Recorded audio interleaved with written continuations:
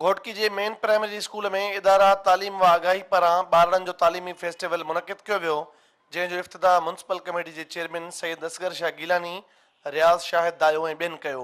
Festival में मुख़्तलिफ़ ख़ानगी तोड़े सरकारी स्कूलनि जे शागिर्दनि तोड़े शागिर्दारनि जे वॾे अंग शिरकत कई, जॾहिं त ॿाराणे अदब जे किताबनि सां गॾु नौजवान अब्दुल क़यूम दायो पारां क़दीमी नोटनि ऐं सिक्कनि जी निमाइश पिणु लॻाई वई। फेस्टिवल में स्कूली ॿारनि सकाफ़ती गीतनि ते टेबलोज़ ऐं तालीमी सरगर्मियुनि खे हथी ॾियण वारे उनवान हेठि ख़ाका पेश कया, जिन खे वेठल माण्हुनि पारां भरपूर दाद ॾिनो वियो।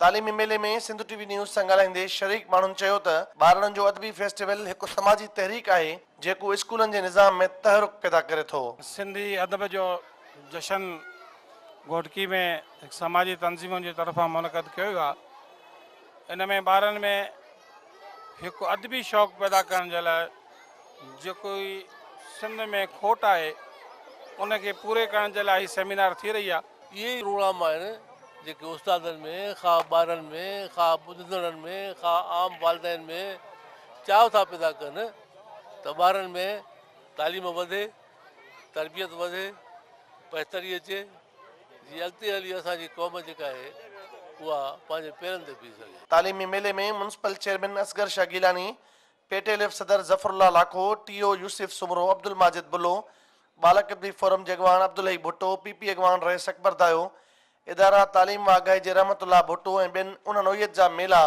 सॼी सिंध में कराइण ते पिणु ज़ोर भरियो। फेस्टिवल पुॼाणी ते बहितरीन कारकर्दगी जो मुज़ाहिरो कंदड़ ॿारनि खे मंता सर्टिफिकेट पिणु ॾिना विया। कैमरामैन शाहिद चन्ना सां गॾु नियाज़ चनो, सिंध टीवी न्यूज़, घोटकी।